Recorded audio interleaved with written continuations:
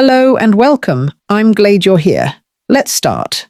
When I came back home, my family had already sold my life.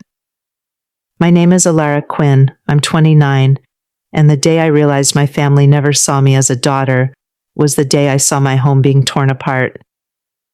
I had just returned from Lisbon, 3 months of freedom, no expectations, no pressure, just me and my art. I came back thinking I'd finished the most important work of my life. Instead, I found scaffolding wrapped around my building like a cage, dust in the air, workers tearing through walls, and a dumpster filled with pieces of my studio. My hands started shaking. I walked inside. Unit 2B, I said, that's mine. The foreman barely looked at me. Was yours, he said. New owners. Renovation started yesterday. I felt the ground drop beneath me. I didn't sell anything. He shrugged. Talk to whoever did. My phone buzzed. A message from my mother. Don't make this dramatic. We made a smart decision. Your brother needed help. You can work anywhere. That line, that same line, over and over again. I called immediately. Did you sell my studio? I asked. My dad sighed like I was inconveniencing him. It was an investment. For who? I said. My mom cut in. For the family. For Rowan, I corrected. Silence. Then my brother's voice came on, calm, cold. I needed liquidity, he said. It's not personal. I laughed, not because it was funny, but because something inside me finally broke. Not personal? I said. That was my grandfather's studio. It's just a space, he snapped. You're being emotional. That was the moment I understood something. To them, I wasn't family. I was an asset, and assets don't get a say. I didn't cry that night. I got angry, the kind of quiet anger that doesn't scream. It plans. The next morning, I called Alina, a lawyer I trusted more than my own blood. She read everything, every message, every document. Then she looked up and said, They didn't sell your studio. I frowned. I just watched them demolish it. They sold the building, she said, but not what matters.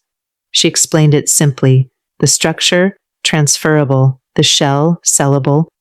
But the inside, the studio, the modifications, the space itself, that belonged to me, legally, always had. My heart started racing. So they sold something they didn't own? She nodded. And they forged your signature to do it. That part didn't even shock me, because deep down, I already knew. We moved fast, legal notices, stop work orders, fraud claims. By the end of the day, the demolition slowed. By the next day, it stopped. That's when my phone exploded. I didn't answer, not a single call. 2 days later, they showed up. No apology, no regret, just pressure. My mom walked in like she still controlled the room. You look awful, she said. Thanks, I replied. We need to fix this, she said. You forged my signature, I said calmly. My dad flinched. Rowan looked away. But my mom, she didn't even blink. We did what we had to do. For him, I said.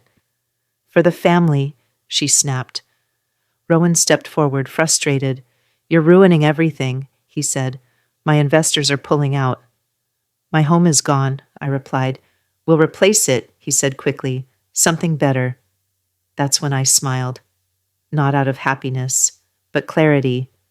A replacement? I said softly. Can you replace history too? He didn't answer, because he couldn't. A week later, we stood in front of the building. Dust. Silence. Tension. Rowan looked desperate now. Just stop this, he said. Please. My mom crossed her arms. You can work anywhere, she repeated that line again, that same excuse they used to erase me. I smiled. Rowan snapped. What's funny? I looked straight at them and said quietly, The studio you sold? Then I stopped. Let the silence grow.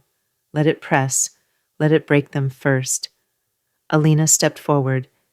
They didn't sell what they thought they sold, she said. She explained everything: the rights, the law, the mistake, the truth. And then it hit them. Rowan's face went pale. My mom laughed nervously. That's not real. It is, Alina said, and if demolition continues, we sue. My dad finally spoke. We didn't know. I looked at him. You didn't care enough to know. Then I finished it. Cold, clear, final.